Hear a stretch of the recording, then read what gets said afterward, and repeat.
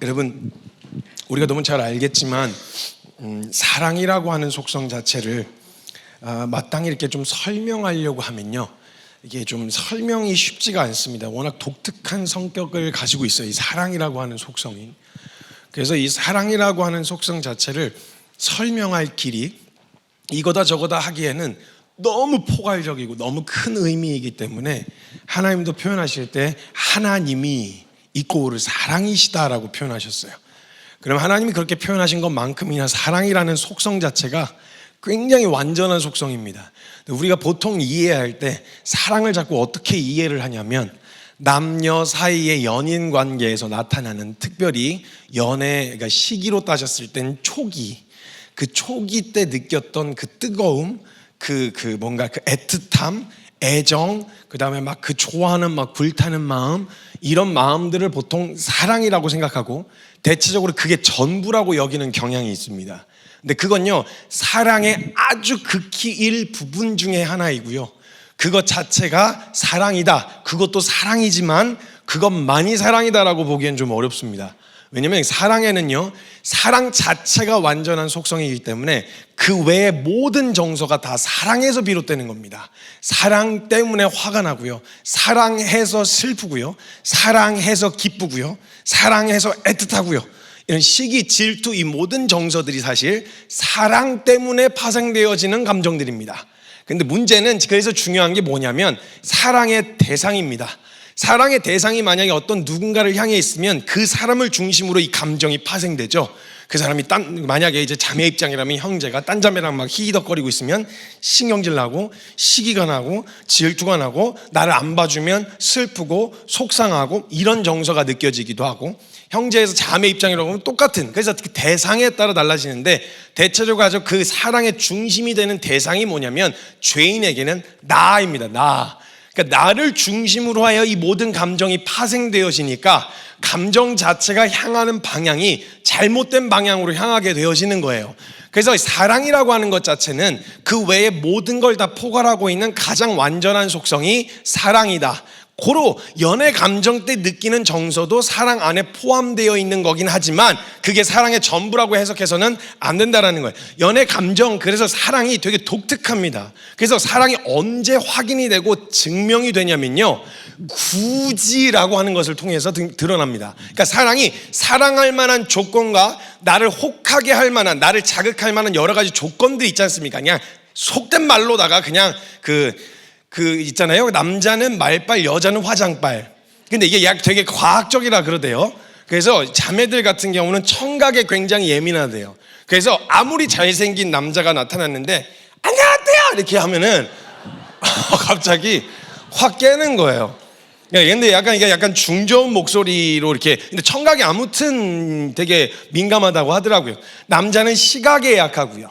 그래서 약간 그게 과학적이라고 누가 그러더라고요. 남자는 말빨, 여자는 화장빨.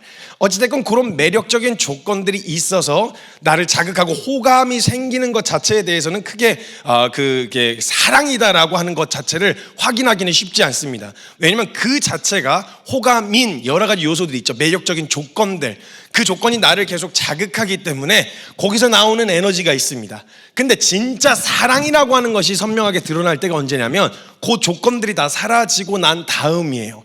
그 다음에 그런 조건이 있지 않은데 그 사람을 향한 정중하고 무례히 행하지 않고 성내지 않고 오래 참고 견디는 이런 태도가 나오게 하는 건, 넌 그 사람에게 왜 그렇게 해? 너에게 얻을 이익도 없고 뭔가 매력적인 조건이 있는 것도 아닌데 너 왜 그 사람이 그렇게 정중해? 그렇게 예의가 바라? 그리고 그 사람에게 어떻게 성을 내지 않아?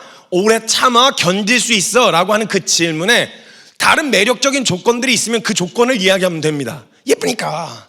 다른 거 없어도 그냥 예쁘게만 하면 되는 거야. 괜찮아. 이렇게 예쁘니까, 아니면 내지는 뭐가 있으니까, 저게 있으니까 라고 하는 그 조건들을 내세울 게 없는데 왜 그렇게 하는 거야? 라고 물었을 때는 사랑하니까 라고 하는 답변밖에 안 나와요. 그래서 사랑이라는 말에요, 왜 사랑했냐는 질문을 던졌을 때요, 답할 말은 사랑하니까 라고 하는 답변밖에 없어요. 다른 조건이 붙으면 그건 사랑이 순전한 사랑으로 확인하기가 어려워요. 사랑은 그 자체가 완전한 속성이라서 왜 사랑하냐고 물으면 사랑하니까 사랑한다라고 밖에 답변이 안 되는 거예요. 그래서 진짜 사랑이 드러나는 현장이 언제냐, 그런 조건들이 있지 않을 때 그래요.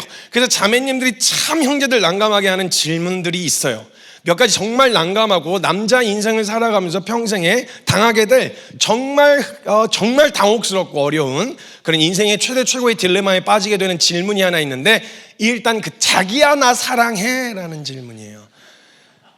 그러니까 그게 아니면 만날 이유가 없잖아요. 근데 그걸 굳이 왜 그걸 묻냐고요. 물으면 이제 답변을 해야 되지 않습니까? 그래서 사랑하지 당연히라고 대답해. 이거는 고민하시거나 1초 정도 망설이면 끝나는 거예요. 그러니까 형제님들은 이거 공식으로 생각하고 계셔야 돼요. 그때는 절대 그 질문 앞에서는 절대 망설임 없이 대답하죠. 자기야 나 사랑해? 이렇게 되는 순간 끝난 거예요. 그건 끝난 거예요. 그럼 이제 큰 생존 확률이 낮아집니다. 근데 어찌됐건 자기야 나 사랑해? 라는 질문에서 뭐 뒤에 뭐가 붙은 상관, 당연하지 뭐. 그냥 격하게 그냥 반응을 하세요. 당연하지 뭐. 그걸 뭐 물어 뭐해. 당연하지, 사랑하지, 엄청 사랑하지 라고 이야기하고 그렇게 돼서 끝나면 너무 좋지 않습니까? 자매님들이 자꾸 거기서 끝나질 않아요. 뭔가 자꾸 확인하고 싶어 한다는 그런 생각이 들어요. 그럼 이제 묻죠.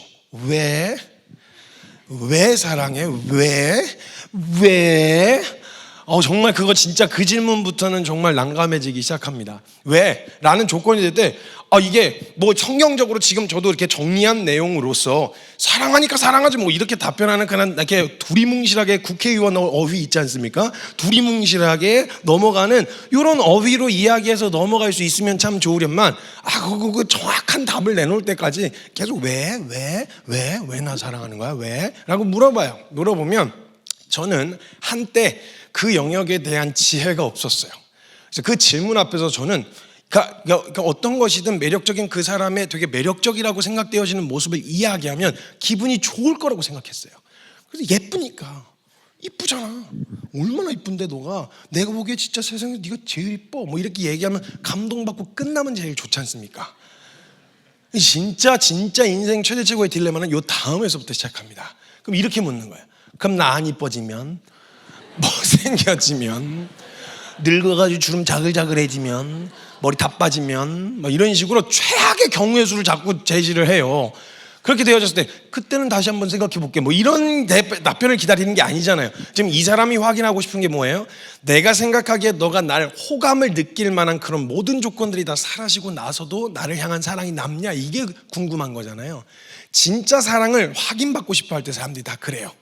내가 그런 사람들에게 호감이 되어지고 조건적으로 비춰졌을 때 좋아할 만한, 누구나 다 좋아할 만한 그런 조건들이 사라지고 나서도 나를 향한 사랑이 남아있을까? 이게 사실 제일 궁금한 거예요. 내가 지금 현재는 뭐가 능력도 있어, 내가 되게 매력적이야, 뭐 이런 조건들이 있을 때야 뭐 이 사람도 날 좋아하고 저 사람도 날 좋아하고 좋아하는 사람들, 친구들, 그런 사람들 주변에 있다고 치지만 이게 다 사라지고 났을 때에도 남을 사람이라고 합니다. 제가 진짜 충격적인 이야기를 들었었어요. 정말 어떤 한 형제가 있었는데 너무 나이스하게 생겼었어요. 그리고 이 친구가 디자이너였는데 굉장히 촉망받는 디자이너였고 집안이 굉장히 빵빵한 친구였어요. 그런데 이 친구가 시한부 시력 판정을 받은 거예요. 시한부 시력. 그래서 시력이 점점점 시간이 지나면 완전히 이제 어떻게 할 수 없는 불치병으로서 시한부 시력을 판정받은 거죠. 그래서 그 친구가 이걸 너무 큰 절망감이 빠져가지고 자기가 이 시력을 잃고 나면 자기에게 남을 게 무엇인지를 적어봤대요. 그래서 적어서 이제 시력이 남아있을 때 적어봤는데, 첫 번째 자신의 스펙, 디자이너인데 시력을 잃으니까 어떻게 그걸 할 수 있겠어요? 그러니까 스펙도 날아가는 거예요. 그리고 주변에서 내가 뭐 잘하고 있었던 막 운동 뭐 이런 것도 날아가고 주변에 게 다 날아가는데 마지막으로 기대했던 게 뭐였냐면 가장 사랑하는 여자친구였대요. 결혼을 약속한 여자친구가 있었대요. 이 친구만큼은 이래가지고 이제 이게 남아주지 않을까 하는 기대감을 가지고 편지를 이제 써서 자신의 상황을 아주 구구절절히 적어서 메일도 아니고 뭣도 아니고 손편지로 써가지고 보냈대요. 근데 답변을 받았는데 실화입니다. 실화. 답변을 받았는데 나중에 수개월 뒤에 시력이 점점점 잃어가고 있는데 답변이 연락이 없고 중간에 끊겼다가 그 수개월 뒤에 답장을 받았는데 청첩장을 받게 됐대요. 그 부모가 그 얘기를 듣고 나서 강제로 이렇게 막 뜯어내가지고 막 거의 막 강급하듯이 막 이렇게 해가지고 어떤 사람 연애해서 결혼해서 그 청첩장을 받게 돼. 아무것도 남은 게 없는 게 된 거예요. 딱 하나, 시력 하나 잃었는데 그 자신이 갖고 있었던 모든 매력적인 조건들을 다 잃어버리고 나서 남는 사람이 없다는 걸 발견하게 되어진 거예요. 그리고 그분이 이제 예수님 만났었던 자기 간증에 대한 이야기를 해주시는 이야기의 스토리를 들었었는데, 어찌됐건 이렇게 내가 가지고 있는 조건들이 없어도 그래도 내 옆에 남아있을 수 있을까? 그건 남는 이유를 묻는다면 사랑이라고 하는 것밖에는 설명할 길이 없는 거예요. 여러분, 그래서 막 다큐멘터리나 아니면 뭐 영상 뭐 그냥 영화에나 있을 법한 막 드라마 같은 그런 일들 보면 가슴이 따뜻해지는 스토리들이 있으시죠? 그래가지고 막 그냥 막 사랑하는 아내, 사랑하는 남편이 완전히 막 병이 들어거나 아니면 뭔가 아무것도 없어서 완전히 뭘 아무것도 할 수 없는 상황인데 지극정성으로 그 사람을 품고 기다리고 막 씻겨주고 막 사랑한다고 애정 표현하고 이런 모습을 보면 와, 찐사랑이다, 이런 생각이 벌써 찾아 들어오시죠. 이게 가장 완전한 사랑이 어떤 것인지 알고 있어서 그래요, 우리가. 그래서 사람은요, 애시당초 아담과 하와가 탄생할 때부터 가장 완전한 사랑을 받기 위해서 태어난 존재이기 때문에요. 사랑의 용량 자체가요, 그 뭐 이렇게 SD 카드나 USB 같은 경우도 용량이 있지 않습니까? 여러분들 핸드폰에도 256, 512기가 이렇게 내장된 용량이 있는데, 우리의 용량 자체가 완전하고 영원한 사랑을 받도록 창조가 되어 있어가지고 엔간한 것 같고 충족이 안 돼요. 그래서 진짜 사랑이 뭐야? 라고 물으면요, 교회를 다니든 안 다니든 상관없이 성경에서 이야기했었던 가장 완전한 사랑에 대해서 이야기하는데 막힘이 없어요. 그걸 다 원해요. 그걸 다 바란단 말이죠. 그래서 그런 상태가 되어졌을 때 우리 향한 그 사랑이 확인이 되어지는 순간 진짜 찐 사랑이구나, 너무 예뻐, 너무 매력적인 조건이 있어, 싹 걷어나고 하는데 그래도 그 사람 옆에 남아있어. 그리고 그때 사랑한다고 말했을 때 그 행동들을 계속 그 사람에게 나타내 보여주고 있다면, 와, 이 사람 정말 사랑하는구나, 이게 나타난단 말이죠. 그래서 드라마 같은 데서도 뭔가 백마탄 왕자님들이 나오시잖아요. 막 어떤 뭐 재벌 2세 뭐 이런 사람들이 가끔 자기 신분을 숨겨요. 신분을 숨겨가지고 약간 거지꼴로 해가지고 이렇게 만나가지고 사람들이 이렇게 사랑을 확인하는 이런 거 있잖아요. 그래요. 여기 계신 분들 그런 거 안 보시죠? 드라마 같은 거. 그런 영화나 드라마 주제들을 그런 걸로 많이 해요. 그러니까 딱 봐도 벌써 어떤 조건이나 매력적인 것들 때문에 사랑하는 게 아니라 그게 없어도 그 사람을 향한 사랑, 이게 진짜 사랑이 거기서 확인되어지기 때문에 그래요. 이게 사랑이 가지고 있는 속성입니다. 사랑. 그래서 사랑과 이 사랑이라고 하는 속성의 가장 근간이 되는 전제가 뭐냐면 능동성, 자발성입니다. 의무가 되어지는 순간, 의무로 딱 걸리게 되어지는 순간 순전함이 이렇게 뚝뚝 떨어져요. 해야 돼, 뭐 이렇게 하면요, 그게 이제 뚝뚝뚝 떨어져요. 그러니까 예를 들면 하도 눈치를 못 채고 하도 그지그지 센스가 없는 남자를 만난 거예요. 알려줘야 돼. 그래서 우리 만난 지 1년 되는 날이 열흘 남았다, 뭐 이렇게 알려줘야 그렇구나, 뭐 벌써 시간이 그렇게 됐네, 9일 남았다, 8일 남았다, 이렇게 해가지고 어거지로 내일이네, 뭘 준비했어야 했을 텐데, 뭐 이렇게 해서 어거지로 받아내면요, 그게 사랑이라고 느껴지지 않아요. 그런데 생각도 못했는데 그 날을 기억하거나 혹은 어떤 뭔가 의무로 정해진 게 아닌데도 그 사랑을 표현하기 위해서 뭔가를 준비하면, 이벤트나 뭐 이런 걸 준비하면 그게 사랑으로 다가오는 이유는 뭐냐면 의무이기 때문이도 아니고 해야만 하니까 해서도 아니라 그냥 그 사람을 향한 마음을 표현하고 싶은 마음을 견딜 수가 없어가지고 시도 때도 없이 그냥 이렇게 드러낸, 이렇게 능동적이고 자발적일 때야 비로소 사랑이, 순전함이 드러나게 되어진다는 거예요. 그 사람의 조건 때문도 아니고 그 사람이 가진 매력적인 어떤 무엇 때문이 아니라 그 대상이라서, 조건과 상관없이 그 대상이라서, 그래서 그게 없을 때일수록 순전함이 드러나고요, 이것이 해야만 하는 의무여서가 아니라 능동적이고 자발적일 때야 비로소 그 사랑의 순전함이 드러난단 말이죠. 그래서요, 이 사랑의 에너지를 잃어가기 시작할 때 있잖아요, 이때 사람이 어떻게 되는 줄 아세요? 굉장히 이성적이어져요. 그리고 굉장히 합리적이어집니다. 이 사랑이라고 하는 것 자체가 이성을 무시하거나 우리의 지성을 무시하는 건 아닌데요, 지성과 이성 안에 담기지가 않아요. 이 마음이 먼저 앞서서. 그래서 합리적이냐 이성적인 판단이 잘 안 됩니다. 그래서 그냥 옆에서 보면 왜 저래? 약간 이런 생각들이 들 만큼 이 사람의 행동이 되게 이상하게 느껴져요. 그러니까 제3자가 옆에서 보면요. 그러니까 예를 들면 연애질을 하고 있을 때 가만 보세요. 연애질을 하고 있으면요, 이 사람들에게 뭔가를 그렇게 해달라고 요청을 하거나 요구하지 않아도 에너지가 막 넘쳐나죠. 능동적이고 자발적인 에너지가 막 넘쳐난단 말이에요. 그래서 누구도 한강을 지켜주고 경비를 서달라고 얘기하거나 부탁해준 사람이 없는데도 한강 주변을 계속 돌아다녀요. 계속 손잡고 이리 갔다가 또 반대편을 한 번 더 갔다가 막 가만히. 아무튼 그게 능동적이고 자발적인 에너지가 막 나타나는 거예요. 그걸 꼭 해야 세 바퀴 돌고 들어가는 거야. 한강 세 바퀴만이야. 딱 세 바퀴. 매일 세 바퀴. 무슨 개 산책 시켜주는 것 마냥.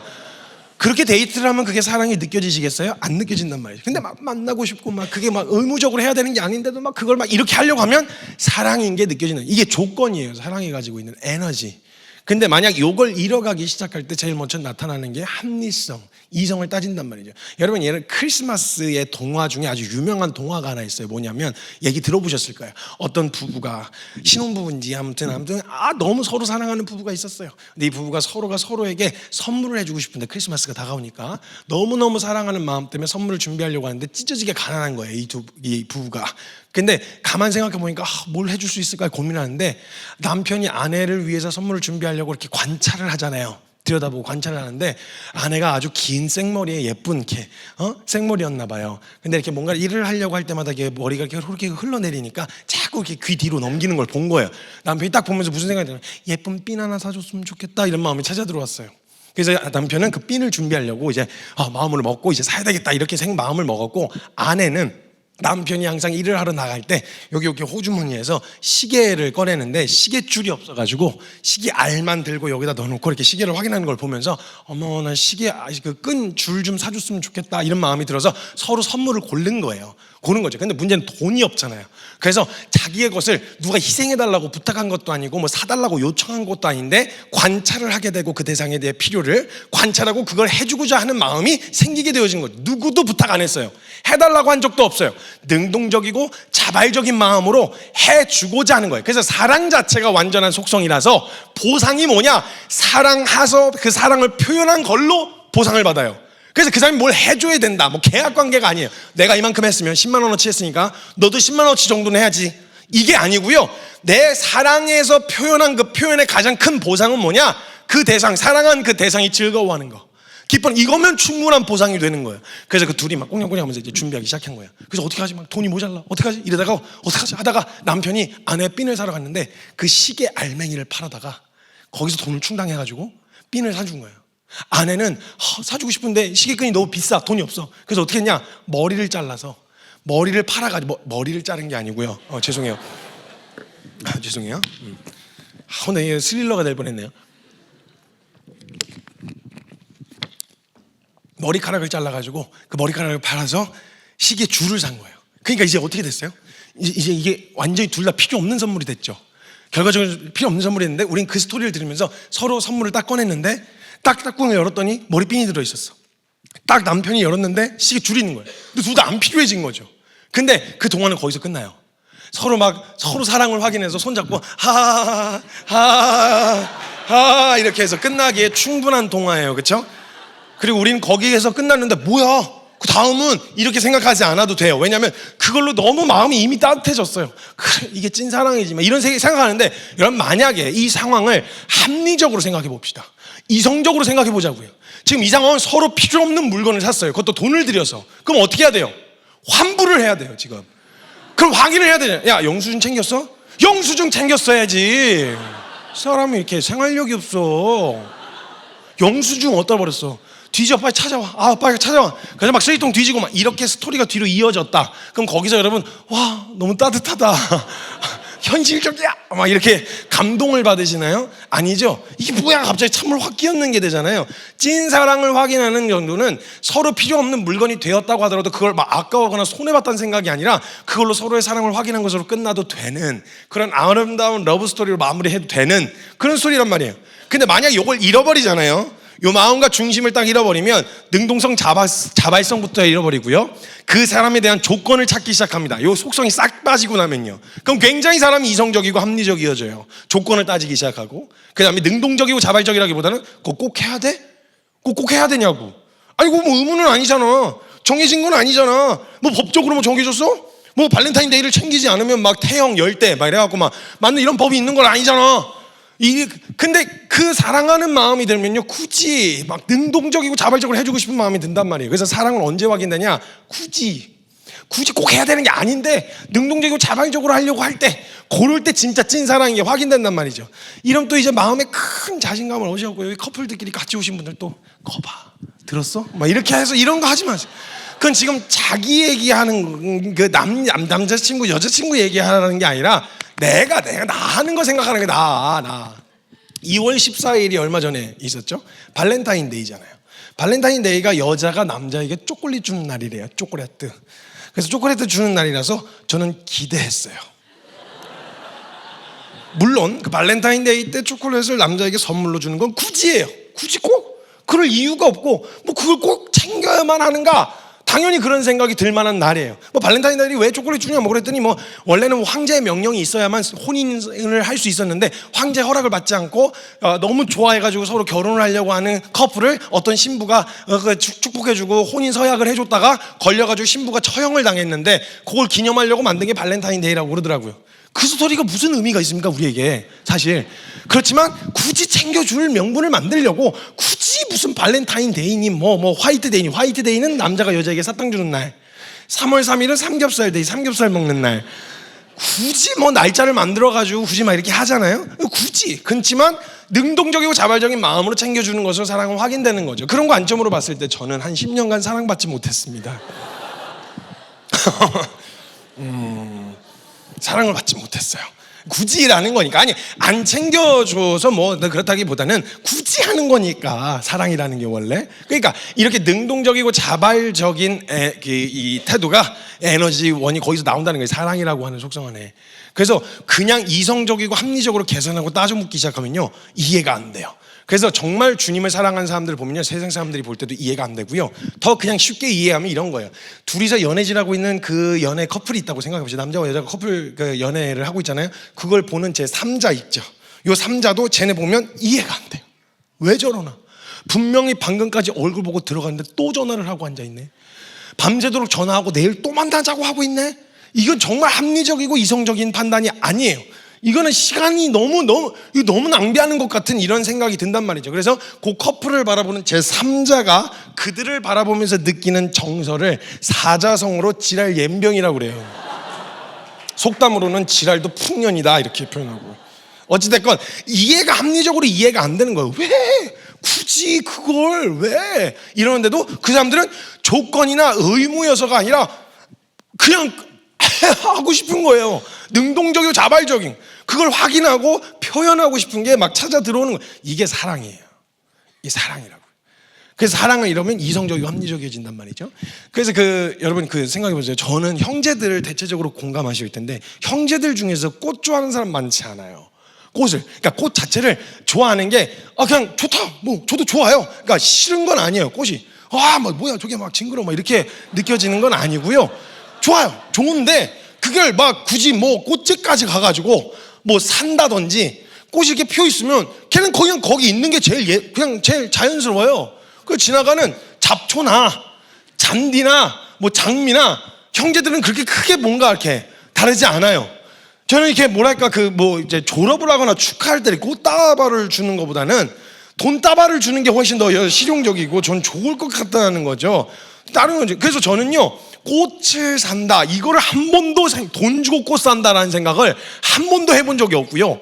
꽃은 그냥 구경하는 거, 그냥 펴 있잖아요. 아파트 단지에도 있고, 우리가 다 지금 우리 대한민국이 큰 산인데 거기 가다 보면 뭐 색깔별로 가만히 있으면 계절별로 색깔 다 변하잖아요. 그걸 굳이 꽃집까지 가서 산다, 이걸 생각을 안 해봤단 말이죠.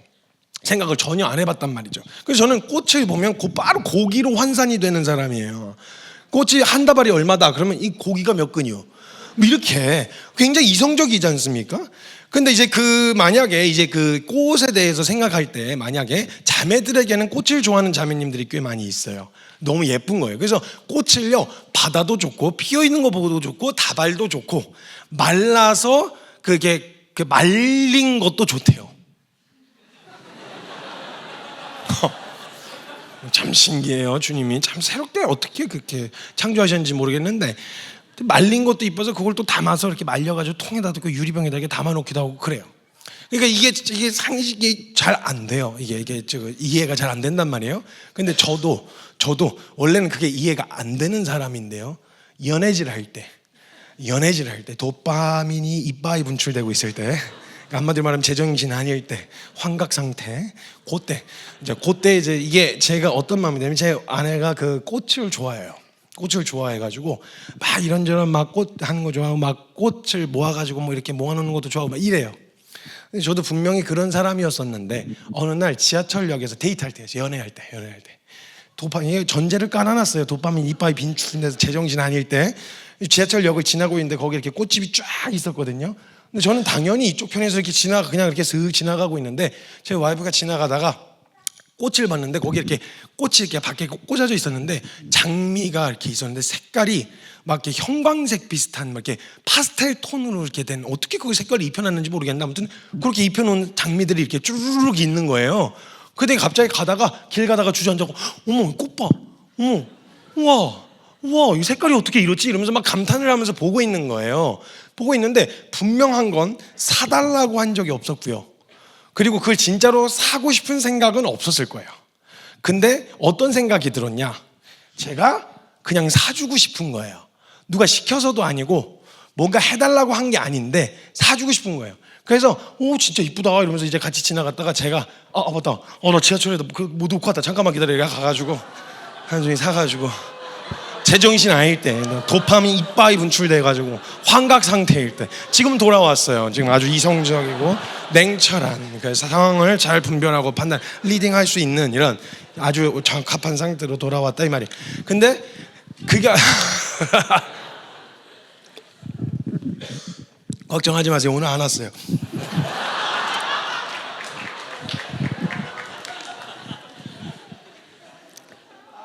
능동적이고 자발적인 마음, 무슨 말인지 아시겠죠? 이런 에너지가 나타난단 말이에요. 그래서 그걸로 충분해요. 그러니까 뭔가 보상을 바라지 않아요. 사달라고 한 것도 뭐 해달라고 한 것도 아닌데 그거에 대해서 표현하는 걸 아까워하지 않는 게 바로 사랑이라는 속성 안에 담겨있는 속성 중에 하나입니다.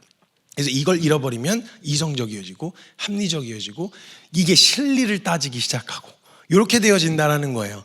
그러니까 가만 생각해 보세요. 하나님이 우리를 향해 사랑한다라고 표현하셨을 때를 가만 보면, 언제 사랑한다고 이야기하셨고 그 사랑이 언제 확증됐는지를 가만 보면, 일단 첫 번째 하나님이요, 우리가 몰라서도 그렇고 알아도 염치가 없어서 구할 수 없었던 일이 우리를 구원시켜 달라는 말 아니겠어요?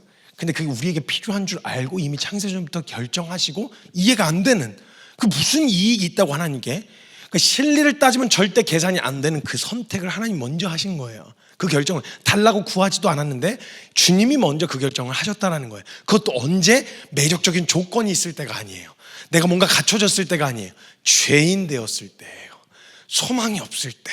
하나님 보시기에는 어쩌면 감정적으로 정서적으로 가장 역겹고 어쩌면 더럽게 느껴질 그때란 말이에요. 죄인 되었을 때. 그때에 하나님이 그리스도께서 우리를 위하여 죽으심으로 하나님께서 우리에 대한 자신의 사랑을 확증하셨다라고 이야기를 하고 있단 말이죠. 그러니까 하나님이 표현하시는, 하나님이 우리에게 사랑을 표현하고자 하셨던 그 사랑의 방식 또한 이성적으로 합리적으로 아무리 따져봐도 따져 물을 수가 없어요. 그냥 하나님 편에서 자발적이고 능동적인 선택과 결정으로 결정하신 일이었고요. 구하지 않았는데도, 그리고 그게 받을 만한 상태냐, 그게 괜찮아서 그게 무슨 투자를 한 거라서 회수가 가능한 투자였느냐, 그거 아니고 낭비하듯이 버려야 되는 그 일이라서 누가 보기엔 아무리 봐도 이해가 되지 않는 그 선택을 하셨단 말이죠. 이게 하나님이 우리를 사랑하셨던 사랑의 표현의 방식이었어요. 우리도 마찬가지로 이 사랑의 대상이 결정되고 나면요, 그 사랑에 대해서 똑같은 에너지가 나와요. 똑같은. 그리고요, 그 감정과 열정과 에너지가 식거나 떨어진다고 하더라도요, 그 태도를 유지하려고 하는 의지적 결정도 가능해요. 하나님도 늘 우리가 이뻐 보이지만은 않았어요. 막 뭔가 막 그 감정적으로 너무 좋아서 너무 이뻐가지고 막 어떻게든 막, 이게 아니라 아이를 키울 때 똑같은 정서처럼 키울 때 너무 귀여워요. 막 그냥 막 제 아들내미를 막 물고 빨고 하거든요. 아주 너무 귀여워가지고 막 물고 빨고 막. 그래서 자고 있잖아요. 제가 이렇게 자면은 거의 자다가 자기가 먼저 일어나면 꾸물꾸물 귀여워가지고 제가 이렇게 옆에 두고 있으면 여기 얼굴에 이렇게 딱 내밀고 있어요. 그럼 제가 이렇게 눈을 뜨면요, 얼마나 사랑스러운지 몰라요. 너무너무 귀여워요. 막 다 깨물고 싶어요. 막 엉덩이 막 옆구리 막 허벅지 막 다 깨물고 막 물어 뜯고 싶을 만큼 너무너무 귀여워요. 너무너무 귀여운데 갑자기 저를 보다가 아빠 하는 순간 그 입에서 나오는 그 단내가 딱 나오는 순간 막 이제 농담이고요. 그 진짜 얄미울 때가 있거든요. 정서적으로 너 진짜 너무너무 얄밉다. 어떻게 이렇게 말을 안 듣니? 이런 생각으로. 그래서 괜히 나온 말이 아니에요. 미운 4살 죽이고 싶은 7살 뭐 이런 얘기가 괜히 나온 말이 아니에요. 부모인데도 불구하고 정서적으로 잘 안 받아들여질 때도 있단 말이죠. 그런데 그런 정서가 있다고는 하지만 정서적으로 그렇지만 의지적으로 그를 완벽하게 밀어내진 않아요. 사랑할 때 그 의지가 마지막 선을 지켜요. 그러니까 아무리 감정적으로 속상하지만 그 자식의 연이나 그 자식의 관계 안에서 선을 넘지 않도록 의지가 붙들고 있단 말이죠. 지정의를 다 쓰는 거예요, 사실은 사랑이라고 하는 정도가. 그래서 고린도전서 13장 말씀에 보면요, 고린도전서 13장은 감정적으로 받쳐주고 감정이 막 끌리고 열정적으로 에너지가 나오는 연애 감정이 느껴질 때에는요, 그땐 그냥 가르칠 필요도 없어. 뭘 해라 마라 할 필요가 없어요. 왜냐하면 연애할 때처럼 그냥 저절로 되거든요. 그러니까 그때는 가이드할 게 없는데, 고린도전서 13장에 보면요, 그 13장에서 나오는 이야기들은 대체적으로 전부 다 사랑할 수 없는 사람, 즉 내가 감정적으로 용납이 안 되거나 사랑했었으나 감정이 떨어진, 그 약발이 떨어져 버린 그 상태에서 사람을 바라볼 때 그 사람을 어떻게 사랑해야 되는지를 이야기하고 있거든요. 사랑은 그래서 끝으로 갈수록 감정으로 시작했다가 끝으로 갈수록 의지에 더 가깝습니다. 의지에 그 태도를 유지하는 거예요. 그 태도를 고수하는 거예요. 그 사람에게 보여진 정서가 싫어, 막 짜증나 이렇게 느껴진다고 하더라도 그 감정대로 반응하지 않고 그 사랑하면 나타났어야 하는 그 태도를 유지하는 거예요. 붙들고 의지적 결정으로. 그래서 사랑장에서 시작할 때 뭐라고 이야기하냐면 사랑은 오래 참고 그 다음에 끝날 때가 모든 것을 참고 모든 것을 견디느니라 이렇게 끝나요. 그러니까 의지의 영역이 가깝다면 이걸 지키기 위한 이게 모든 게 포함해서 사랑이다 이 말이에요. 감정적으로 찾아 들어왔을 때 감정이 사랑이 아니란 말이 아니에요. 그때는 감정이 받쳐주고 도움이 될 때는요, 표현하셔야죠. 막 표현하고 그 사랑에 대해서 능동적인 에너지로 막 표현하게 되어지는데, 이 감정이 사그러들었을 때 말입니다, 이 감정이 받쳐주지 않을 때 그때는 의지적인 결정으로 결정하여서 가게 돼요. 그러니까 주님도 마찬가지예요. 거룩하신 하나님으로선 죄 자체를 용납하실 수 없다고 성경이 나와 있고, 죄를 역겨워하실 뿐만 아니라 분노하시는 하나님이시고 진노하시는 분이시라고 이야기하잖아요. 그런데 죄 그 자체가 돼버린 죄인이 돼버렸습니다. 우리가 그런 우리를 향한 하나님 아버지의 마음이 죄인이니까 느낀 정서대로 반응하신 게 아니라, 분명 에덴 동산에서 너무 이뻐갖고 심히 좋았다 막 이렇게 표현하시잖아요. 정서적으로 너무 좋으셨어요. 근데 죄인이 되었을 때는 정서적으로 바뀌는 쉽지가 않았어요. 그러나 의지적 결정으로 사랑하셨어요. 이게 사랑이라는 속성이란 말입니다. 의지적 결정. 능동적으로 에너지가 나올 때뿐만 아니라 그것이 받쳐주지 않을 때에도 할 수 있는 사랑의 원리들을 성경에 다 사랑에 표현해 놓으셨단 말이죠. 이게 사랑이라고 하는 것의 속성입니다. 능동성, 자발성.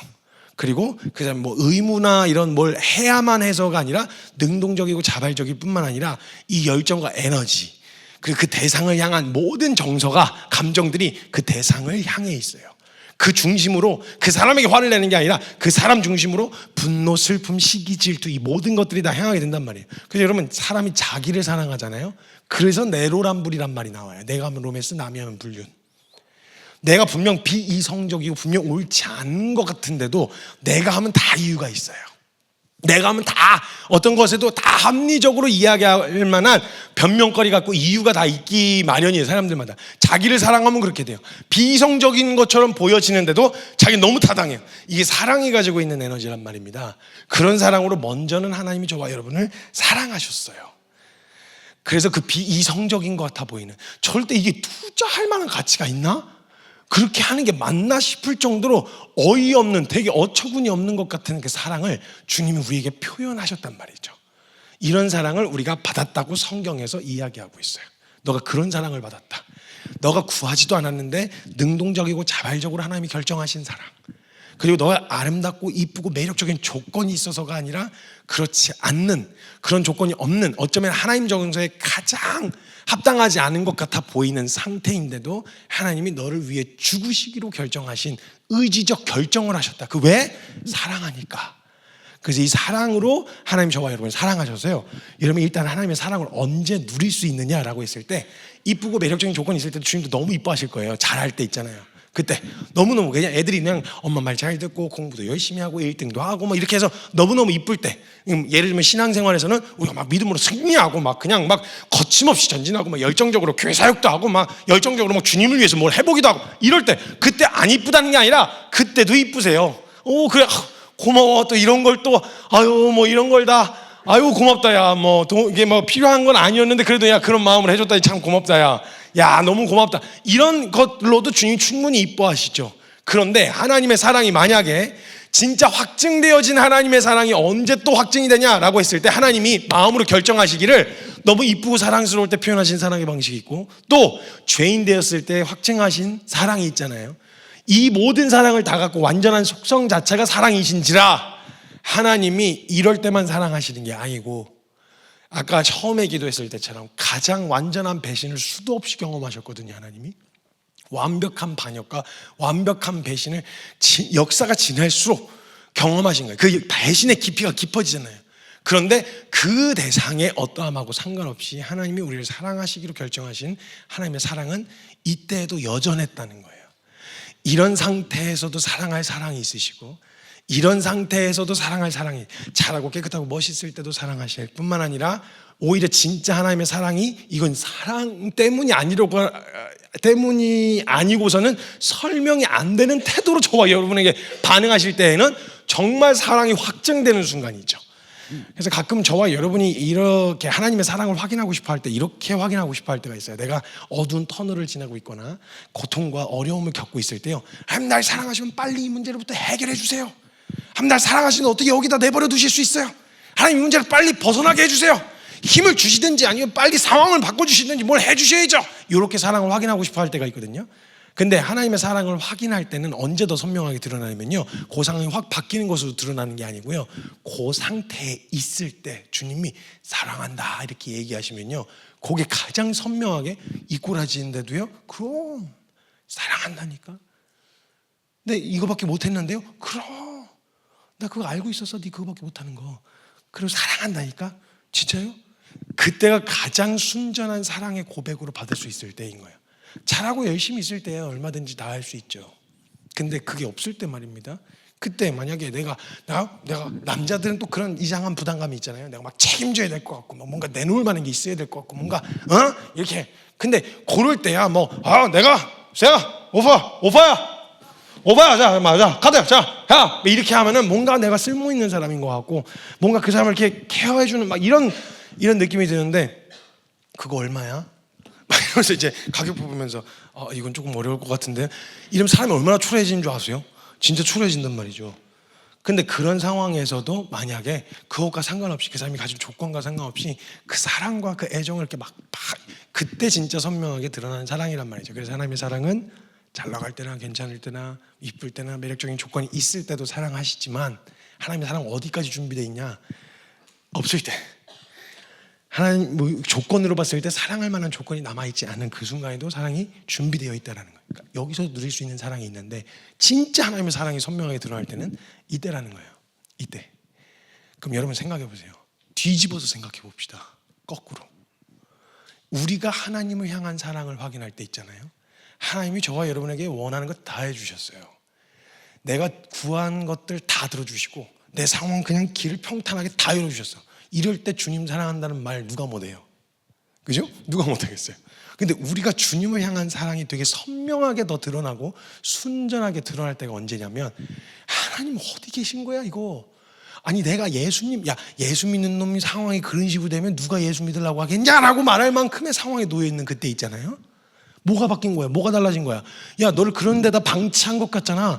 왜 이렇게 손해를 보는 호구가 되어지는 자리, 그런 자리에 서 있는데, 이 상황에서 그러니까 왜 하나님 나 사랑하신다면서 왜 이런 상황에 놓여 있어가 아니라, 만약 그때 이래도 저래도 상관없이 좋을 때 좋게 해주실 수도 있죠, 주님이. 그때는 주님 얼마든지 사랑을 표현할 수 있어요. 근데 이런 상황에 처해 있을 때 아무것도 바뀐 게 없고 막막하고 막연할 때 있잖아요. 그때 다른 거 없고, 주님 여전히 사랑합니다. 주님을 향한 제 사랑이 상황 때문에 시작한 것도 아니었고, 환경 바꿔주셔서 시작한 것도 아니었고, 전 주님을 사랑하기로 결정한 건 주님이라서 사랑하기로 결정한 거였지, 뭐 이런 저런 좋은 조건들 주셔서 그런 게 아니었습니다. 그러면 그럴 때 진짜 정말 하나님이 우리가 죄인 되었을 때 우리를 향한 사랑을 확정하셨던 것처럼 우리가 하나님을 향한 사랑이 언제 더 확증되어지냐? 다니엘의 세 친구들이 풀무불 앞에 딱 섰을 때 있잖아요. 이때 이렇게 이야기합니다. 왕이시여, 우리는 하나님이 이 풀무불 가운데서도 능히 건져내실 수 있는 분이심을 저는 믿습니다. 저는 확신합니다. 우리 그런 하나님 그런 능력 있으신 분이세요. 그런데 하나님이 뜻이 있고 계획이 있으셔서 그리 아니하실지라도 저는 왕이 만든 금신상 앞에 절할 수도 엎어질 수도 없습니다. 왜냐? 주님 사랑하니까.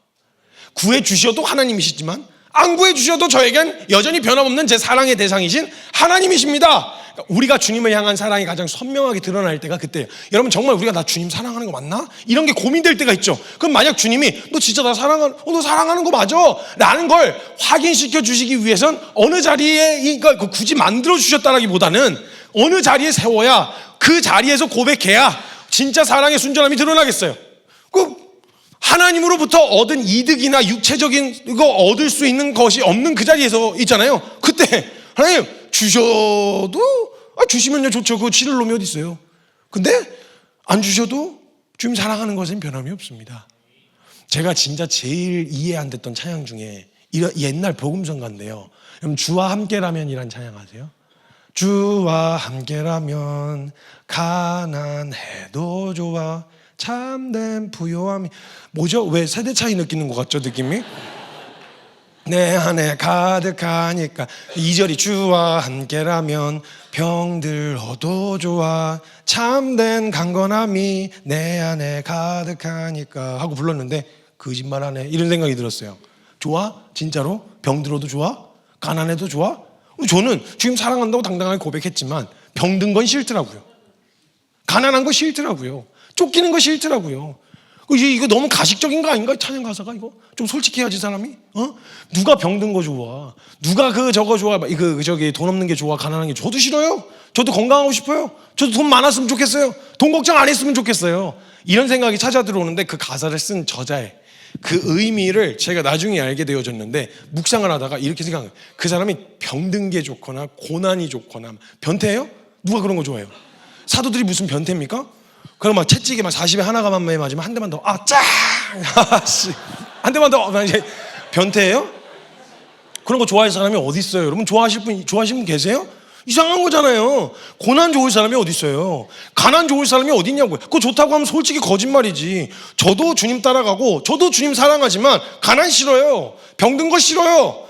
그런 걱정 안 했으면 좋겠어요. 그런데 그 가사에서 하고 싶었던 이야기가 뭐냐? 가난이 좋아서도 아니고 병든 게 좋아서도 아닌데 내가 사랑하는 주님을 따라가는 그 길에 가난이 동반된다. 난 그것도 좋습니다.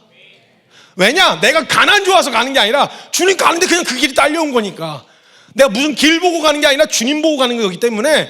그래서 사람들이 진짜 주님 쫓아가는 사람들 있잖아요. 길 보고 안 가요. 넓고 가는 길이 평탄하냐 아니면 좁고 협착하냐 이런 거 계산하고 가는 게 아니라 뭔가 홀린 듯이 주님이 그리로 들어가시면 가시밭길이면 가시밭길인 줄 모르고 들어가서 뭐예요 이거 왜 길이 이 모양이야 이런 게 아니라 주님하고 걷는 길이면 그러니까 막 끓기기도 하고 막 다리 걸려서 넘어지기도 하고 막 돌불에 걸려서 막 엄지발부터 막 쪄가지고 막 한참 동안 이러고 주저앉아 있기도 하고 그런 과정들이 있지만서도 상관없는 건 뭐냐? 내가 그 길을 선택한 이유가 평탄해서가 아니었다 이 말이에요.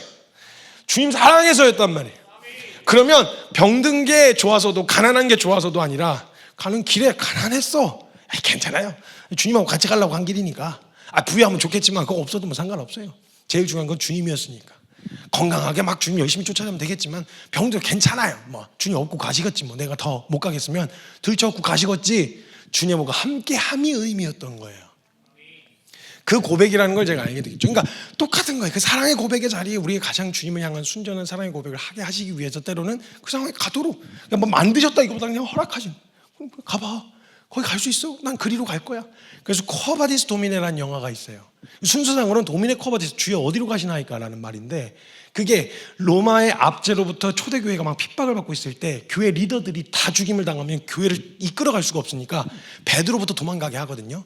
사람들이, 성도들이 막 사자밥으로 막 불에 태워 죽이고, 막 사자밥으로 막 주고, 막 십자가에 못 박아 죽이고, 막 별짓 다 하고 있는 교회가 모질게 핍박을 받고 있을 때 교회 리더였었던 그 베드로를 보내는데, 그 이제 도망쳐 보내는데, 도망가다가 베드로가 길에서 예수님을 만나요. 그래서 묻는 거예요. 쿼바디스 도미네 쿼바디스, 주여 어디로 가시나이까 묻는 거예요. 그런데 예수님이 나는 내 이름으로 핍박을 받는 저 교회 성도들과 함께 하려고 한다. 그리고 다시 성 안으로 들어가시거든요. 그래서 베드로가 현실적으로 봤을 때 교회를 위해서는 뭐 이렇게 해야 된다 저렇게 해야 된다 수많은 막 이야기들을 해서 성도들이 내보냈지만, 주님이 그리로 돌아서 다시 들어가시니까 쿼바디스 도미네 주여 어디로 가시나이까, 내 길이 당신인데, 당신이 가시는 길이 내 길인데 그리로 다시 들어가십니까? 그러면 고난 좋아서 핍박 좋아서 들어간 게 아니라 주님 거기 가시니까 들어갔던 거예요. 그리고 거기서 붙잡혀서 거꾸로 매달려서 순교하는 사건이 거기서 나오거든요. 이 결론인 거예요. 다른 걸 뭐 고난을 일부러, 핍박을 일부러, 이게 아니라 주님 꼬직 찾아가시는 곳이 꼭 그런 곳이니까, 잃어버린 양을 찾으러 꼭, 그런데 싫어하고 욕먹고 막 꼬장을 부리는 그 현장으로 주님 꼭 가시니까, 주님 사랑한다는 사람들은 그게 좋아서가 아니라 주님 좋아하니까 주님 가시는 길에 그냥 거기 들어서게 되어지는 거예요. 이게 주님 사랑할 때 나타나는 반응이에요. 이 심쿵하는 이 장면이요, 성경의 사무엘하 23장에 한 사건이 등장하는데요, 다윗이라는 인물이 있었는데, 다윗이 아둘람에서부터 그 도적들과 함께 이렇게 같이 막 동고동락했잖아요. 막 위기를 그래서 그들 안에는요, 그냥 주종 관계로 묶여 있는 그냥 의무적인 관계가 아니고요, 아주 끈끈한 관계로 묶여 있었어요. 서로 굉장히 사랑했어요. 애끼고 사랑했어요. 그래가지고 막 그냥 막 뭐랄까 막 이렇게 내가 막 장군이 됐으니까 왕을 섬기, 이 정도의 충성이 아니라요, 그냥 진짜 가족이었어요.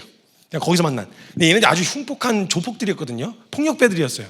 근데 다윗 옆에 붙으니까 그 폭력이 용맹함으로 바뀌어가지고 통일 이스라엘 왕국을 세우는 아주 그 중요한 저기가 됩니다. 그래서 다윗의 이렇게 그 용사들이 있는데요, 얘네들 진짜 한따까리씩 했어요. 막 혼자서 맨주먹으로 막 수백 명 때려잡는 애도 있었고요, 별의별 다 있었어요. 근데 다윗 주변에서 다 이렇게 딱 자리를 잡고 마음을 딱 이렇게 쥐고 이렇게 용맹한 장수도 있었단 말이에요. 그래서 최측근 3명이 있었고요, 그 최측근보단 덜 용맹하지만 아주 우람하고 용맹한 장수 30여 명이 있었습니다. 최측근 33명, 33명, 베스킨라빈스 33처럼 이렇게 33명이 최측근의 장수들이 있었단 말이에요. 최측근의 장수 3명 말고 30여 명의 그 장수 중에 3명의 이야기가 사무엘하에 등장하는데, 거기에 이제 그 블레셋과 잦은 전투가 있었고, 다윗이 이 잦은 전투 때문에 피로도가 굉장히 많이 상승해 있었어요. 그만 좀 하고 싶다, 이제 좀 너무너무 힘들다, 진짜 너무 지친다, 이래가지고 그 블레셋이 베들레헴 쪽에 이제 진을 치고 있었고요, 이제 다른 곳에, 다른 골짜기에 이스라엘 백성들이 진을 치고 있었는데, 다윗이 장수들과 같이 회의를 하다가 다윗이 너무 힘들고 고단하고 지쳐가지고 마지막에 막 이런 전략들 세우고 이렇게 하다가 빨리 끝내고 싶다는 말을 다른 게 표현을 하지 않고 이렇게 이야기를 했어요. 누가 나로 하여금 저 베들레헴 성문 곁에 있는 우물물을 나로 마시게 할꼬. 그만하고 싶다는 말이에요. 물 마시고 싶다는 말이 아니에요. 물 마시고 싶다는 말이었으면 그때 센스 없는 애들은 물 갖다, 이거 드실래요? 이거? 그거 말고 이거 시원한 건데 이거 드세요. 이거 이렇게 했겠죠, 센스 없는 애들은. 근데 보통 이제 그 오랫동안 함께 하면요, 서로의 마음을 읽을 수가 있어요, 마음을. 그러니까 그 장수들이 이렇게 있는데 빨리 피곤한 전투를 마치고 끝나고 좀 쉬고 싶다, 약간 이런 마음이었던 거예요. 다윗이 진짜 물 마시고 싶다는 게 아니고 문자 그대로가 아니었단 말이에요. 근데 거기에 듣던 장수들 중에 그냥 다들 그런 의미로 받아들이고 그냥 스쳐 지나갔는데, 그 중에 딱 3놈이 있었는데, 그 장수 회의에 참석했었던 장수 중에 그 3놈이 그 문자 그대로 물 떠달란 말이 아니라는 걸 알고 있었어요. 근데 그 의도대로, 그 의중대로 내가 이 전쟁을 빨리 끝낼 능력은 나한테 없어. 근데 다윗의 마음을 조금 시원하게 해주고 싶은 마음이 있는 거예요. 그래서 이 다윗의 새 장수가 뭘 생각했냐, 그 물을 떠주고 싶은 거예요, 문자 그대로. 그러니까 그 떠달라는 말이 아닌 걸 알았거든요. 근데 내 사랑하는 다윗이 말로 그냥 툭 뱉은 그 말이라도 이거라도 해주고 싶은 마음이 있는 거예요. 자기 능력치 안에서 해주고 싶은 마음이 있는 거예요. 그래서 다들 이렇게 흩어졌는데 장수 3명이 거기 테이블에 앉아 있었어요. 근데 이제 막 부셔부셔 거리고 있었는데 앞에 세 명이 남아 있으니까 이렇게 하는데 벌써 딱 이렇게 고개를 끄덕하니까 저희도 이렇게 옆에 있는 이렇게 셋이 된 거죠. 세 장수 다 동의가 된 거예요. 물 떠다 주고 싶다. 물 떠다 주자. 그래. 그 적진 한복판이었거든요. 완전 한가운데 거기 있는 물을 뜨겠다고. 그게 전략적으로 무슨 의미가 있습니까? 그 엄청난 손해 아니에요. 얘네 만약 잡히거나 죽으면 이거 전략적으로 엄청난 손해, 현실적으로 진짜 이성적이고 합리적이지 않은 일이란 말이에요. 그런데 사랑하는 다윗 왕을 위해서 뭐라도 해주고 싶은 거예요. 근데 그게 딱 걸린 거죠. 그 한숨이 딱 걸린 거예요. 그래갖고 이제 셋이 무기고에 갔어요. 가가지고 무기들을 챙기기 시작한 거죠. 막 이런 장면 막 영화 나오면 엄청 멋있을 것 같잖아요. 막 무기 딱 하고 벨트 막 쭉쫙 하고 그 감옥에 쇠 감옥 같은 거 있잖아요. 촥 하고 막 챙겨갖고 벨트 딱 차고 화살 딱 하고 투구 하나 골라고 딱 썼는데 안 맞아. 그래갖고 대가 앞에서 엑스라지 이래가지고 엑스라지 이거 탑근 조이고 단검 딱 차고 그다음에 한 명이 딱 제 발 빠른 애가 수통 딱 챙겨가지고 이제 적진으로 이제 가기 시작한 거죠. 셋이서 몰래 들어가려고 이제 셋이서 이제 가고 있었던 거예요. 그 셋이 이제 적진 한복판까지 이제 거의 다 달았어요. 그러니까 아무도 뭐 갔다 오겠습니다 뭐 이런 얘기도 아니야. 그냥 몰래 그냥 서프라이즈 이벤트를 해주고 싶은 거예요. 사랑하는 다윗을 위해서 이런 마음이 있었던 거예요. 그래가지고 이제 가는데 저쪽에서 경비를 서고 있어. 블레셋 애들이 이렇게 경비를 서고 있었는데 세 명이 저쪽에서 이렇게 막 꽁냥꽁냥하면서 세 명이서 뛰어와. 쟤네 뭐지? 지금 여기 올 시간이 없는데? 이 시간에 올 사람이 없는데? 이러면서 막 보는데 이스라엘 군복이야. 적군이 야 쟤네 척후병인가 보다. 먼저 선발대 와가지고 이렇게 하는가 보다. 하고 막 부 해가지고 막 사람들 다 끼었어요. 막 다들 깜짝 놀라고 막 성벽가 와서 막 화살 막 이렇게 해갖고 막 땡기고 있고 막 저쪽에서 막 방패 들고 막 막 이런 무슨 영화 장면 무슨 이게 상상이 가시죠? 그런 상태로 있었어요. 하고 이 세 명이 갑자기 뒤에 더 있을 줄 알고 잔뜩 긴장하고 있는데 요 세 명이 막 뛰어오는 거예요. 그러더니 막 점점 전속력으로 막 뛰었는데 얘네들은 당황스러운 거예요. 뒤에 더 있겠지? 뒤에 더 있겠지? 그래서 성벽을 다 강화하고 성문 앞에 이렇게 다 줄 서서 이렇게 하고 있었어요. 근데 갑자기 얘네가 이야 하고 셋이 뛰어오더니 정문 쪽으로 안 가고 갑자기 방향을 틀어가지고 저 이상한 데로 가는 거예요. 얘네들이 막 긴장하고 있다. 뭐 쟤는 어디가? 이러면서 딱 봤는데 두 명이 거기서 이렇게 칼 들고 그 우물 옆에서 이러고 있고 한 명이 몸을 막 집어넣어가지고 혼자서 막 뭐 허우적거리고 있는 거야. 애들이 얼마나 당황스럽겠어요. 블레셋 애들이. 뭐야 쟤네 왜 저러는 거야? 왜? 물이 없나? 야 그냥 하나 줘 그냥 이거 뭐 하는 거야 이게? 근데 일단 적군이 쳐들어왔으니까 둘러싸기 이제 포위됐죠. 그래가지고 막 뒤에서 막 칼로 맞고 두 명이 막 맞고 있고 한 명이 막 물 뜨는데 또 대가리 좁은 거 가져와가지고 막 물이 들어간대 꼴꼴꼴꼴꼴꼴 막 이러고 들어가. 씨발 빨리 넣어 빨리 막 하다가 막 슬로우 모션으로 영화처럼 막 화살 탁 뭐 이래가지고 막 슬로우 모션으로 막 영화처럼 막 서로 막 찌르고 막 해갖고 막 칼 맞고 막 창 맞고 막 화살 막 맞은 거 부러뜨려가지고 막 다시 찌르고 막 해가지고 막 다 떴어. 그걸요 살아남았어요. 걔네 얼마나 용맹했는지 아시겠죠? 얘네 자체들이 용맹했어요. 그러니까 그 적진의 한복판에서 물 하나 뜨겠다고 미친놈들이 세 명이 뛰어가고 물만 뜨고 가는 거예요. 그러니까 애들이 막 몇 명 쓰러져서 하다가 애들 사라졌어. 뭐야 이거 아니 뭘 전략적으로 이게 무슨 얘는 왜 죽었고 막 죽은 애들이 늘어져 있으니까 이게 무슨 의미인가 싶은 거죠. 쟤네들 뭐 하다 간 거야 도대체. 미친 개들한테 물린 것 같은 느낌이 드는 거죠. 그 물만 뜨고 갔어 진짜로. 독을 푼 건가 했더니 독을 푼 것 같지는 않아. 진짜 물만 뜨고 갔어. 기가 막혀서 일단 거기 수습을 하고 갔는데 얘네들이 이제 쫓아올 만한 거리는 다 지나간 거예요. 지나가서 터덜터덜해갖고 막 다 서로 이렇게 어깨동무하고 상상하면서 들으시라고 제가 이렇게 입체적으로 설명하는 거예요. 여러분 진짜 저도 스피치 하면서요. 저도 그냥 쉽게 하고 싶어요. 성경에 이런 말이 적혀 있었습니다. 우리 아멘 기도하고 끝냅시다 이렇게 하고 싶은데 어떻게든 그 상상하면서 들으시면서 좀 생동감 있게 들으라고 제가 이렇게 설명을 하고 있는 거예요.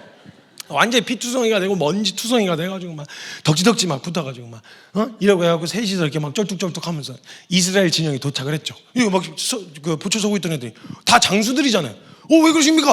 이거 왜 그러십니까? 이래가지고 이제 막 뛰쳐나왔죠. 그래서 애들 다른 거 시끄러. 아파 귀 아파 건들지 말고 다윗 왕 모셔와. 다윗 왕 빨리 오시라고 해봐. 빨리 모셔와 이래가지고 우리가 왕한테 가야 되겠다 이래가지고 왕 쪽으로 이렇게 간 거예요. 근데 뭐 치료받을 뭐 이런 생각도 안 하고 무슨 마음? 이거 빨리 주고 싶은 마음. 그걸 떠다 달라고 한 것도 아니고 뭐 해달라고 부탁한 것도 아닌데 그냥 그거 주고 싶은 마음이죠. 조금이라도 마음을 시원하게 해드리고 싶은 그 마음 때문에 그렇게 품에 들고 있다가 이제 가가지고 이제 사후방이 나오는데 애들이 막 엉망진창이잖아요. 너 왜 그래? 어디 가서 맞고 왔어 또? 뭐야 이거 어떻게 된 거야? 누구야? 막 이래가지고 막 흥분하면서 막 얘기를 하고 있는데 얘네들 셋이서 이렇게 있다가 한 명한테 그 물 떠온 애한테 이렇게 가지고 아니다 이거 아니고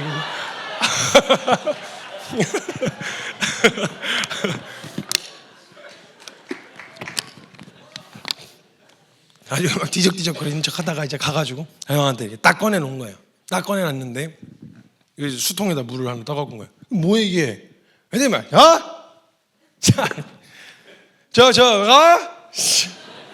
아까 뭐 베들레헴 그 성문 곁에 있는 뭐 우물물 그거 뭐 마시고 싶다고 너도 뭐 이렇게 된 거죠.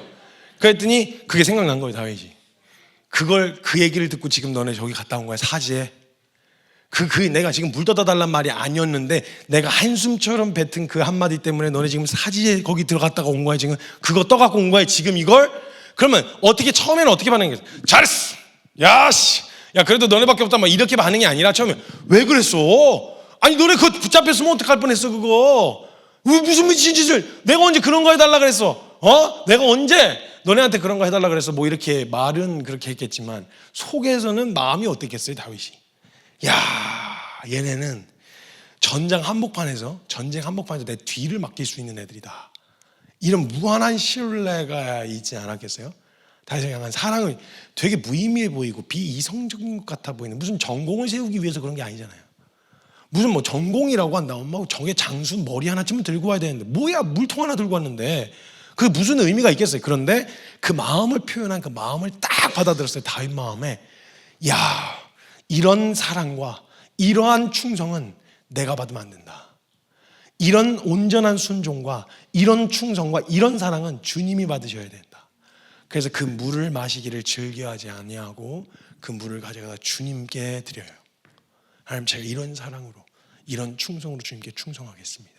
이해가 되거나 납득이 돼서가 아니라 주님 사랑하니까 그 한숨 소리를 들을 수 있는, 그 마음을 미리 파악할 수 있는, 주님 마음을 캐치할 수 있는 그런 사랑 주님 앞에 보이고 싶습니다의 그 소망함이 다윗 안에 새겨지는 시간이었어요. 여러분 뭐 다 맞아요. 뭐 제가 봐도요, 성경을 가만히 막 이렇게 눈 씻고 찾아봐도요, 성경에서 제가 지난번에 얘기했지만 천국 들어가는 게 그렇게 어렵게 보이진 않아요. 우편 강도도 들어간 천국이었으니까 막 그게 어렵다 이런 생각보다는요, 그냥 뭐 진짜 그렇게까지 안 해도 들어갈 것 같아요. 꼭 막 그렇게 헌신해서 막 그런 식으로 살아야만 막 그렇게 희생하고 호구 등신처럼 막 끌려 다녀야만 그래야만 뭐 천국 갈 수 있는 겁니까? 그래서 그건 아닌 것 같아요. 제가 봐도 꼭 그렇게 살아야만 천국 간다 이런 건 아닌 것 같은데요, 천국 가냐 지옥 가냐 이거하고 전혀 상관없이 사랑한다면 덜 할 생각은 안 한다는 거죠. 어떻게 이 마음을 표현할 수 있을까를 고민하지 어떻게 하면 덜 해도 괜찮을까? 뺀질거리면서 어떻게 하면 꼭 그렇게 해야 돼? 안 그래도 돼요. 꼭 그렇게 안 하셔도 되거든요. 근데 진짜 주님 사랑하는 사람은 덜 할 생각 안 한다고요. 더 할 생각부터 해요. 그게 합리적이고 이성적이냐 신학적으로 맞냐 틀리냐 이런 거 계산 잘 안 해요. 왜 그렇게 살아? 그냥 주님 더 기뻐하실 것 같으니까, 주님 더 좋아하실 것 같으니까. 왜 그렇게 하는데 꼭 그렇게 해야 돼? 왜 그러는 거야? 주님 사랑하니까. 이 이야기로 충분한 내 삶을 다 설명할 수 있는, 주님 사랑하니까. 주님 사랑하니까. 무슨 결단을 하냐, 무슨 결심하냐, 저는 뭐 그걸 뭐 굳이 정해줘야 됩니까? 뭐 교회에서 이렇게 해야지, 그게 믿음입니다. 뭐 이런 사역해야 됩니다. 이런 식으로 살아야 됩니다. 뭐 굳이 이야기할 필요가 있을까요? 사랑하는 만큼 하세요. 주님 사랑하는 만큼 하세요. 그냥 다른 거 말고 고민도 할 것도 없어요. 봉사를 이만큼 해야 되는 것도 아니고 헌금을 이만큼 해야 되는 거 아니에요. 그런 거 주시지도 않았고요. 그런 거 솔직히 뭘 받는 걸 주님이 어머나 이번 주 헌금 이야 너네 이번에 아주 이렇게 순위 정하시는 그런 주님 아니세요. 그거 왜 필요해요? 주님이 돈이 그거 아니, 주님 마음 보고 싶으신 거거든요. 마음을. 그래서 과부의 동전 두렵돈을 보고도 너무 가장 아름다운 가장 큰 헌금이었다 이렇게 표현하지만 그냥 주님 마음을 보고 싶으신 거예요. 주님은 그래서 그 마음 자체인 거였기 때문에 그걸로 표현하고 증명하는 게 아니라 제가 뭐 이렇게 정해진 뭐 이거 세전으로 11조는 세전이에요 세후에 몰라요. 그걸 어떻게 알아요? 그 정해진 성경에 세전이니라. 새끼들 어디서 띵 까먹으려고 이거는. 너 아나니아 사피라 들어봤어? 헌금 띵 거 먹으면 어떻게 되는지 보여줘 내가 막 이래가지고 그 아나니아 사도행전 5장 읽어주시고 그러실 분 아니라고요. 우리 주님이 그런 거 정해주시지 않았잖아요. 받은 은혜만큼이에요. 받은 사랑만큼. 누가 뭘 정해주거들랑 물론 어느 정도 이게 방향을 잡아주기 위해서 이렇게 해보는 게 어때 저렇게 해보는 게 어때 이런 건 할 수 있지만 방법 자체를 진리로 두진 않으셨어요. 누군가에겐 가라고도 하시지만 누군가에겐 서라고도 하신단 말이에요. 방법이 진리가 아니라 어떻게 해야 될지를 모르니까 이렇게 해보는 건 어때? 제한 정도로 권면 정도로만 이해하시면 돼요. 어떤 게 가장 정확한 기준이냐? 받은 은혜만큼 하세요. 주님 사랑하는 만큼 하시면 돼요. 그래서 뭘 하려고 할 때 그렇게까지 안 해도 돼. 진짜 이게 아니라 알아. 꼭 그렇게까지 해야 되는 거 아닌 거 알아 나도. 근데 난 그냥 그렇게 하고 싶다고. 왜? 주님 사랑하니까. 이건 충분한 거예요. 여러분 주님 사랑하십니까? 주님 사랑하는 만큼 삽시다. 주님 사랑하는 만큼 표현하세요. 왜냐면 주님이 우리 사랑하시는 만큼 표현하셨거든요. 그 사랑받은 사람답게 그냥 뭘 정해주리는 거 아니에요. 그 사랑한다 그래놓고 왜 그따구로 살아요? 이런 얘기 하고 싶은 게 아니에요. 사랑하는 만큼 했다면 내가 아는 만큼 내가 본 만큼 그만큼 했다면 그건 충분한 거예요. 네, 여러분 주님 사랑하신다고 고백한 만큼 혹시 그 고백이 부끄럽진 않으셨나요? 혹시 모자라다 느끼시진 않으셨어요? 혹시 내 게으름 때문에 그냥 그렇게까지 하지 않아도 되잖아 그걸로 위안 삼고 계시진 않았나요? 여러분 그거 알고 있는 이상 절대 그냥 못 넘어가요. 계속 찔릴 거란 말이에요. 계속 불편할 거라고. 왜냐면 사랑하는데 사랑하는 만큼 할 수 있는데 그냥 귀찮아서 하기 싫어서 여러 가지 이유와 그런 것들로 보류하고 있었을 뿐 이 마음 계속 될 거란 말이죠. 그냥 하시는 게 나아요.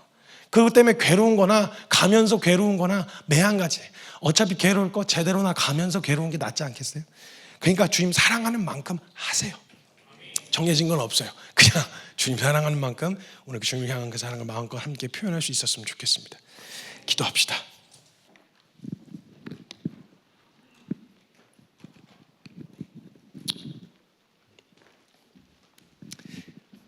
저희 부모님이 아무튼 되게 유별나셨는데 제가 진짜 믿음의 선배로 보면 되게 존경스러운 모습이 보일 때가 있었는데 자식으로 볼 때 진짜 답답하고 짜증날 때가 많았어요.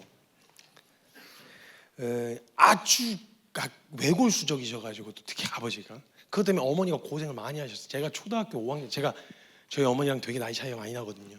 늦둥이에다 막둥이인데 늦둥이까지 해요. 그런 제가 초등학교에 고학년쯤 됐을 때 처음 어머니가 그 세탁기를 받고 세탁기가 너무 좋아가지고 이렇게 하시는 모습을 봤거든요. 제가 그러니까 그때까지 5남매를 전부 다 손빨래 하신 거예요. 그걸 그렇게 외골수적으로 뭐 그거 대단한 것도 아닌데 그러고서 하셨어요. 근데 저희 어머니도 그냥 그렇군요. 그 또 옛날에는 그냥 기저귀 일반 기저귀 아니고 청기저귀 같은 거 쓰잖아요. 그걸 다 막 겨울에 막 얼음 깨가지고 얘기 들으면 막 눈물 나요. 막 진짜로. 그리고 막 아버지가 미워져요. 막 어머니 고생시킨 것 때문에 막 이런 생각이 들 때가 있거든요. 자식 입장으로 보면 참 답답할 때가 많았는데요. 한 번은 이런 일이 있었어요. 에어컨을 안 쓰세요. 에어컨을 아버지가 뭐 차 타고 다닐 때나 아니면 뭐 손님 오셨을 때 이렇게 트는 건 그냥 하는데 모든 사역 성유사들이랑 같이 지내는 사람들 중에서 방에 에어컨이 없거나 이런 사람들이 없으면 누구라도 못 새는 상황이 있으면 에어컨 절대 안 키세요. 근데 저희 어머니가 건강이 많이 안 좋으셔가지고 제가 그 에어컨 얼마나 한다고 벽걸이 에어컨 그냥 조만한 원룸 같은 데서 살고 계실 때였는데 그 벽걸이 에어컨 얼마나 한다고 제가 짜증이 나고 신경질이 나가지고 어머니가 더위를 드신 거예요. 한여름에 얼굴 시뻘개져갖고 노인네가 너무 화가 나가지고 제가 가가지고 제가 다른 사람들은 못하는데 제가 아버지한테 이렇게 대드는 개념 없는 놈 중에 하나인데 유일하게 가족 중에 저만 좀 대들어요. 갔는데 어머니 그 모습을 보고 제가 피가 거꾸로 쏟아가지고 내가 달아드릴게. 그 얼마나 한다고 돈 몇 푼이 한다고 그걸 내가 달아드릴게. 아이 됐다. 아예 된다. 괜찮다. 그럼 그걸 안 다시는 이유 중에 하나가 주님 말씀하셨을 때 더운 나라 못 간다고. 그 자꾸 익숙해지면 누가 보면 되게 믿음의 사람입니다 뭐 이렇게 할 수 있는데요. 가족 입장에서 봐보세요. 진심으로 짜증나요. 너무너무 짜증나요.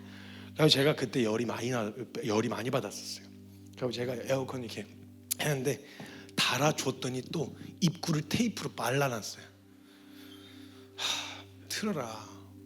그거 뭐 얼마 되지도 않는 건데 전기세 뭐 얼마나 한다고 틀어라. 그 정도는 해줄 수 있다. 틀어라. 근데 아이래. 아니 아버지 말고 아버지 때문에 그거 달아준 게 아니라 어머니 때문에 단 거다. 그러니까 틀어라. 아니래. 그러니까 제가 하다하다 열이 나가지고 뭐 에어컨 켠 게 죄예요? 에? 아니 뭐 꼭 그렇게까지 해야 돼요? 아니 뭐 더운 나라 가면 되잖아. 안 간대? 갈 수 있잖아요. 그걸 뭐 이렇게 믿음도 아니고 뭐 그게 뭐 성경에 뭐 진리 뭐 이런 것도 아닌데 뭐 그런 거 가지고 이렇게 씨름을 해야 됩니까? 이런 걸로 옷 한 벌 하나 사주는 것도 메이커 입는 거 뭐 못 입는 뭐 이런 거 입고 다니면은 이러니까 너무 짜증나고 화가 나고 답답해가지고 그게 죄입니까? 꼭 그렇게 해야 돼요? 아, 그게 믿음입니까? 그럼 에어컨 쓰는 사람 다 믿음 없는 거예요? 제가 이랬거든요. 짜증 나서. 그때 이제 제일 무서운 게 뭐냐면 저희 아버지께서 제 풀네임을 부르실 때예요. 보통 아들, 막내 아들 이렇게 부르시는데 김성교 선교사 이렇게 부르실 때가 제일 무섭거든요. 갑자기 막 듣다가 아하하 막 이러시다가 갑자기 제가 막 그게 죄예요? 잘못한 거예요 그게? 그렇게 하면 뭐 믿음 없는 거예요? 이랬더니 갑자기 저희 아버지가 보시다가 김성교 선교사 에어컨 켜는 게 왜 죄야? 뭐 에어컨 안 켜면 믿음으로 못 살겠어? 당연히 뭐 에어컨 쐬고 뭐 다 가질 수 있고 좋은 차 탈 수 있고 좋은 집 가질 수 있고 그게 왜 그게 주님 앞에서 뭐가 맞냐 틀리냐 그런 문제겠어? 근데 김종규 선교사 넌 꼭 주님 앞에서 누릴 수 있는 거 다 받아 누려야만 편하겠니? 그냥 주님을 위해서 좀 불편해 볼 용기는 없어? 아니 맞고 틀린 거 말고 맞다 틀리다 이야기하는 게 아니야. 그냥 주님 때문에 주님 앞에서 해보려고 조금 불편해 볼 용기는 없니? 이걸 딱 이야기하시는데 제가 했던 말이 너무 부끄러운 거예요. 그때 신앙인데 신앙인으로 이야기를 듣게 됐어요. 불편함을 감수할 용기는 없었는가? 악착같이 허용되는 범위 안에서 양심이 허용하는 범위 안에서 어떻게든 다 주님을 위해서 불편함을 감수해 볼 용기는 없었나? 그때부터 생활의 원칙, 삶의 원칙들이 세워지기 시작했어요. 꼭 업그레이드만 해야 돼? 다운그레이드는 해볼 수 없어? 제 삶에서 시도해 보기 시작했어요. 근데 그런 자리에 서서 내가 뭘 했습니다 이게 아니라 그래서 저는 이런 은혜가 있었습니다 뭐 이런 간증을 이야기하고 싶은 게 아니라 그때 그 자리에서 제가 주님을 나 주님 사랑하는구나 그네 나 주님 사랑하는구나 이걸 확인하는 것으로 충분했어요. 저는 여러분 뭐 누구한테 인정받고 뭐 사람들이 인정해줘서 그게 믿음이니 아니니 사람들이 맞니 틀리니 뭐 그 사람들이 얘기하면 무슨 의미가 있어요? 여러분 주님이 우리를 향한 사랑은 의심할 필요가 없어요. 역사적으로 증명됐으니까 성경이 증명하고 있으니까 하나님이 우리를 향한 사랑은 의심할 필요가 없는데 가끔 저와 여러분이 하나님을 사랑하는가가 의심될 때가 있잖아요. 나 진짜 주님 사랑하는 놈 맞나? 근데 그게 확인될 때 얼마나 기쁜지 아세요? 맞네 나 주님 사랑하네. 굳이 꼭 그렇게 해야만 해서 하는 게 아니라 꼭 그게 맞기 때문만이 아니라 그냥 주님 사랑하니까 라는 말 외에는 설명할 이유가 없는 그런 것들을 선택했을 때 있잖아요. 왜 그랬어? 주님 사랑하니까. 왜 그렇게 가? 주님 사랑하니까. 왜 그걸 선택했어? 이 미련 곰탱아. 주님 사랑하니까. 내가 아는 한 주님을 사랑하는데 표현할 수 있는 표현 방식이 이게 다더라고. 그러면요 어떤 식으로 표현하고 그게 설령 실수처럼 보여도 주님은요 그걸 사랑으로 받으세요. 아이들이 아빠 사랑하는 걸 표현하려고 아빠가 제일 아끼는 가방에다가 유성 매직으로 아빠 사랑해요 써놔도요 우와 막 부글부글하고 막 이런 생각이 들지만 그게 부정할 수 없는 건 아빠 사랑하는 그 사랑의 표현으로 받는 거죠. 똑같아요. 우리 수준에서 주님 사랑하는 사랑을 표현해 봅시다. 뭘 이만큼 해라 하는 게 아니에요. 그냥 주님 사랑 표현해 봅시다. 생각나는 것들로요. 무슨 선택을 하셔야 돼요? 아니면 누군가를 사랑하셔야 합니까? 아니면 어떤 결정을 하셔야 되거나 뭘 내려놓아야 한다거나 아니면 뭐 어떤 것이든 상관없어요. 그걸 왜 하는데? 라고 물었을 때 나 주님 사랑해서 나 오늘 주님 사랑 표현하고 싶거든. 사랑해요 이렇게 표현하는 말의 고백도 있지만 보여드리는 사랑 있잖아요. 뭐든지 어떤 것이든 상관없어요. 여러분 안에 지금 내가 사랑하는 주님 이거 기뻐하실 것 같은데 라고 생각한 그거 뭘 더 해야 한다 뭐 덜 해야 마라 뭐 이런 얘기 말고 그냥 오늘 주님 사랑하시는 만큼만 좀 표현할 수 있었으면 좋겠어요.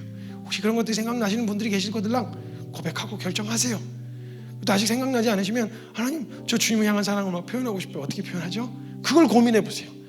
어떻게 하면 이렇게 할 수 있나, 저렇게 할 수 있나, 편안하게 살 수 있나, 어떻게든 더 누릴 수 있나, 이런 거 말고 어떻게 표현할 수 있지? 주님을 사랑하는 사랑을 어떻게 더 표현해 볼 수 있을까를 고민하는 그런 한 달을 함께 보내보시면 어떨까요? 우리 같이 기도할 때 먼저 우리 고백합시다. 주님 사랑해요. 주님 우리를 사랑하셨다는 그 사실은 성경으로 봐도 역사적으로 봐도 믿어 의심치 않을 수 있어요. 근데 우리가 주님 사랑한다는 이 고백 꼭 주님 앞에 올려드리고 싶었던 고백이었어요. 주님 앞에 고백합시다. 주님 사랑합니다. 저 진짜 주님 사랑해요. 누구하고 비교하고 싶지도 않아요. 저 그냥 주님 사랑해요. 내가 할 수 있는, 내가 아는 만큼 주님을 향한 사랑 오늘 표현할래요. 사랑합니다. 주님 사랑해요. 제 마음을 받아주세요. 주님, 제 주님 사랑하는 이 고백을 들어주세요. 우리 주님 앞에 그 고백 우리 함께 올려드리면서 같이 기도했으면 좋겠습니다. 함께 같이 기도하며 나아갑시다. 예, 하나님, 주님 사랑합니다.